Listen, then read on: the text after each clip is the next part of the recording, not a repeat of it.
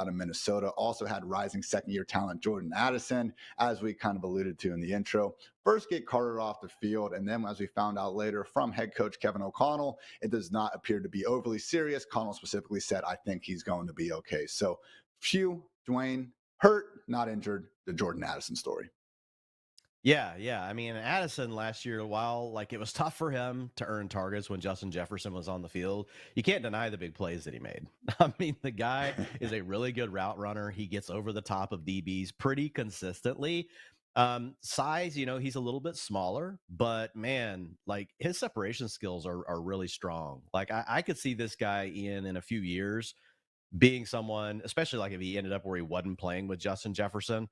Like I don't know, like a Deontay Johnson with more speed. Like that's like probably the closest comp I would have to Jordan Addison. So I think there's definitely some fantasy upside here. I'm glad to see that he didn't get hurt. I do think that his path to relevance this year is, can he like up his target share to like maybe 20% and not take a dive in the efficiency department, which is going to be tough because you just lost Kirk Cousins, who threw for 270 yards per game over the last 3 seasons. I think we all acknowledge as well as Sam Darnold might play, it's going down from there. So Addison, typically a guy I've not been taking in fantasy drafts, but I will say over the last couple of weeks, he's fallen in drafts. So I have started to take him more because like now where he's going in drafts, I'm like, okay, like I could see him coming through enough to where I would feel like I'd want to at least put him in my, starting lineup on bye weeks. And if I'm wrong about the guy and somehow the talent just wins through and Sam Darnold is lights out, well, there is a path to like, we could look up and see Jordan Addison's a wide receiver too. I think he's more likely a boom bust wide receiver 4 this season.